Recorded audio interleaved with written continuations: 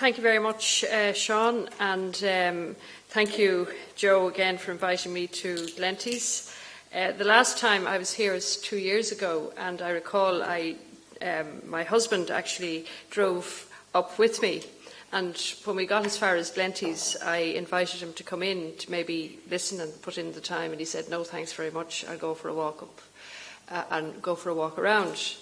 My daughter came with me this time, and I made the same invitation when we were getting out of the car, and guess what? She said, "No, thank you, Mum. I'll read. I'll do something." So I don't think it's in here. I think it may be what they don't want to hear anymore. They just need to get away from the message. So I think that the title of the session that we're going to talk about tonight is how to manage the recovery now and into the future. Begs the question, I believe, as to how economic policy will evolve in the coming years and how it can contribute to a different vision and model for Ireland in the long term. And just looking back very, very briefly, we know that for the past decades, Ireland has been subjected to a system of neoliberal economics dominant in the English-speaking world. And the main policies of this dogma were to promote free trade, eliminate regulation, encourage wealth creators, let the market decide, reduce the role of trade unions and collective bargaining. And we have all witnessed, at least, considerable hardship and damage that this has visited on the lives of citizens and their families in this country. Thousands lost their jobs and their livelihoods. Thousands had to leave their families behind and emigrate. Thousands lost income and their homes, and some even lost their lives. I experienced that in my own family in the last 2 years, and there is nobody, unless you have experienced it, will be able to say the hurt and the devastation that brings when it happens, particularly, but not exclusively, particularly in the lives of a young person. So the debate leading up to the next general election needs to be informed by a vision of what sort of society we envisage and how we're going to achieve it. Income inequality is a complex topic, and the solutions can't be reduced to a single answer. And it may take many elections, and decades even, to fundamentally change the economic and social landscape. But in my opinion, a progressive political agenda needs to focus on at least 4 issues. And I have identified those 4 issues as living standards, employment, public services and provision, and housing. What counts in terms of people's economic and living conditions is access to employment and access to public services, but access to an economy that is dynamic and is based on enterprise. And a key problem in relation to living standards in Ireland is that we have an unbalanced structure in our economy with over-reliance on the foreign direct investment, and as a consequence, a low labour share of income to national income. And add this to growing inequality in wages. Tasks tell us that 50% of all workers in Ireland earn 28,000 or less. 2/3 of them earn 35,000 or less.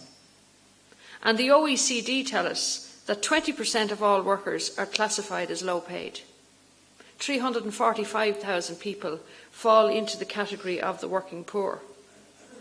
And this puts a huge strain on public services and finances, and also leaves us exposed in the event of international shocks.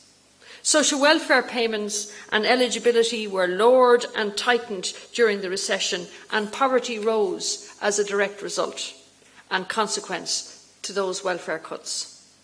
Reform of the social welfare system and a movement to reduce and eventually abolish low pay goes hand in hand with the establishment of the principle and practice of a living income that allows all persons and households to live with dignity. This aspiration should surely not be regarded as an unrealistic prospect in a relatively rich and prosperous country like Ireland. The establishment of the Low Pay Commission is a policy statement in this direction, even if its first outcome is the subject of debate. And boy, would I love to say something more about that, but guess what? I am bound to confidentiality, so I have to live with that. The most recent announcement, even by the British Chancellor of the Exchequer, when he was announcing the budget 2 weeks ago in the UK, he announced the implementation of a mandatory implementation of a living wage. Now that was, some describe it as one of the greatest political stunts ever pulled, and they could be right. What I note here is the concept of the living wage. The concept was being accepted by a very conservative party, very conservative. And there isn't any point in mentioning that without mentioning the very strong downward pressure that he also mentioned in the measures on welfare recipients. So unemployment, creating employment and full employment means creating enough jobs, enough well-paid jobs to sustain individuals' families and communities. And to put it maybe as the Taoiseach did at the recent National Economic Dialogue, anybody who wants a job can get one. Well, this will require a coordinated strategy and an approach to strategic investment, to banking, to lending to firms, to upskilling, and a growth in new forms of economic activity, including cooperative activity and community enterprise. And that is why we in ICTU are proposing the establishment of a strategic infrastructure bank as a vehicle to provide investment in areas such as sustainable energy, further development of the transport network, development of broadband and the supply of affordable housing. We think all of that could be channelled through the infrastructure bank. And it is why we also support the development and the expansion of apprenticeship schemes to sectors of the economy where they are traditionally not available. And I might just dwell on that piece for a little tiny bit. My own judgment is that the education system, which is a good quality education system in this country, I think very few people would argue you get top class at primary, post-primary and indeed at third level.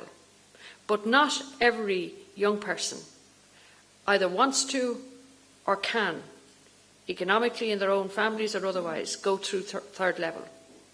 And the options for those young people, and as I say, I experienced it in my own family, the options when it comes to a blank wall are really bad. And the whole objective of an apprenticeship scheme on a dual learning basis, like they have in Germany, like they have in Finland and Denmark, the whole idea is that you give good quality options to young people in the education system, which takes them to a place that they have a very recognisable, very well recognised qualification, and that they can stand proud that they have gone a different route, but they have got that qualification, and they can also go through to the technical piece or the third level piece if they want to. We have had, that has caused, the lack of that has caused huge, in my opinion, devastation in some cases to young people, but certainly hasn't given them all of the options that they should have. And we really, by virtue of the establishment of that apprenticeship council, which I'm currently on myself, one of the tasks has been getting the construction fraternity, both unionised and the unions, as well as the employers, to say apprenticeships is about more than construction. Get it into hospitality, get it into the healthcare system, get healthcare assistants going through a piece of very good quality training will take you into a place where you will never see an Oris Attracte again. That's what that will do. And so I take time out to to just mention that, because I think it's extremely important in our society that we do that. So moving towards full employment means creating full and part-time jobs with a living income and proper conditions. And we have to move away from the business model whereby precarious work is the norm, and where workers are exploited and abused, and labour is effectively commodified. Very often employers want to deny that this behaviour goes on, but we only have to refer to the recent Cleary's dispute or the Dunnes Stores episode to identify how real this experience is for many workers. And while there has been a public outcry, until we make changes to the company law to ensure that those things never happen again, rest assured it's only a question of when will the next episode be.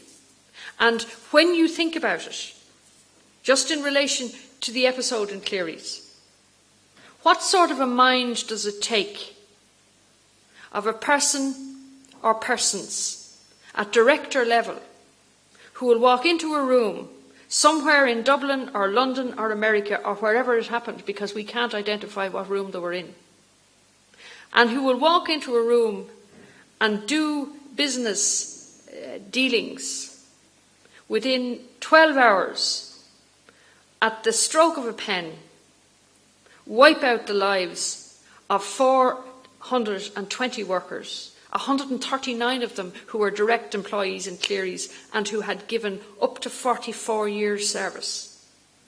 And this individual with our cohorts walks into a room, didn't bother her, nothing, gone. All those families devastated. And the state has to pay millions to pay their statutory redundancy. So we believe strongly that the government has to ensure that company law dictates that that can never happen again, and that if someone like her goes into a room and does it again, then there is a price to be paid, which is, well, if you do that, you'll never be a director, or you certainly won't be a director for a period of time. And that's why we're saying that that should be the case. In the case of public services, Ireland's population is growing, and a higher proportion are over 65. And an expanded, accountable and efficient public service is essential. Healthcare provision is strongly challenged by virtue of the fact that 23% of all Irish adults have neither medical cards nor private health insurance to help them with their healthcare costs. Enhancing the quality and coverage of public childcare services, including the early child education and care for the 2 to 4-year-old age group, should be a priority in a progressive economy. And anybody in the room who was at the National Economic Dialogue will know that no matter what session you attended, childcare and the childcare needs into the future featured very strongly. So such a policy pays dividends to society over the long term, but also in the immediate term, employers whose skilled needs can be maintained by their ability to attain their workforce in their employment also have dividend from it. And a key to funding a European level of public service will be an expanded and properly resourced social insurance fund.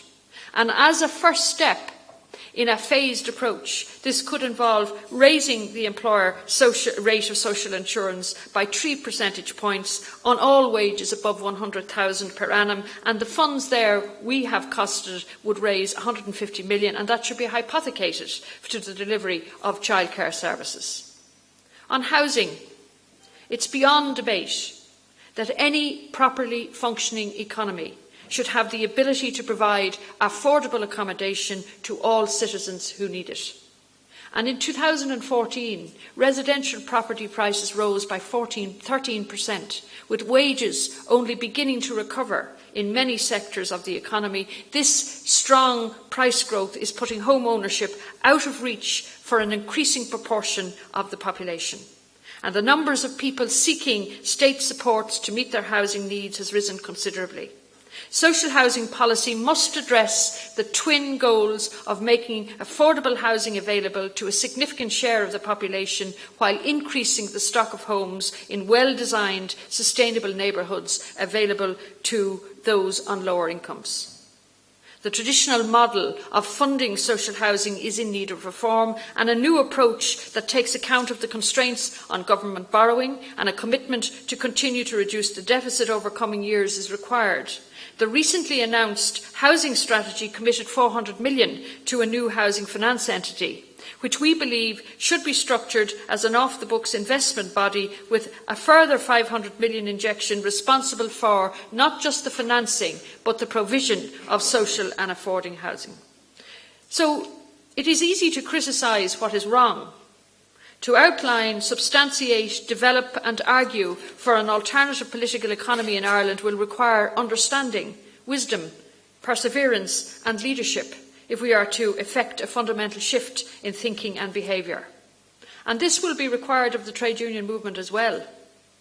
It may mean arguing for a reform of our taxation system so that our overall level of revenue is adequate to provide services at a European level. It will mean arguing for a threshold of decency where all workers have a living wage, not just in terms of pay per hour, but hours of work per week and income per year and decent conditions, as we ourselves have set out in our own recent charter that we developed. And it may mean developing a strong indigenous exporting platform for Irish enterprises so we can wean ourselves gradually off our dependence on the FDI sector for exports and innovations, and indeed prepare ourselves for the possible effects of TTIP. It may mean dealing with the issues of common consolidated tax base across Europe to ensure corporations pay their fair share of taxation, and it may also mean gradually moving towards a more European level of social insurance to provide for the health and childcare needs and protect our incomes and protect us when we are sick and protect and give us pensions when we retire. I don't think that there is any doubt but that we are at a crossroads, and citizens and workers deserve responsibility and participation in the decisions that shape their future. The trade union movement can play a leading role in shaping this public debate. And as I mentioned earlier, the forces promoting the neoliberal ideologies do not give up easily, and they will not stop until almost all public assets have been put up for sale, wages driven down and employment conditions restructured or flexibilised to the point of surrender. But our task is to stand firm in the promotion of a wage-led recovery and a strategic programme of investment, and we should also press home the message that public debt is not sustainable for Greece or for Ireland, and that a programme of write-down and rescheduling is necessary. Finally, I would say to you, friends, even the IMF and the OECD concede that there is enough evidence to show that societies that promote equality can achieve high levels of growth and productivity.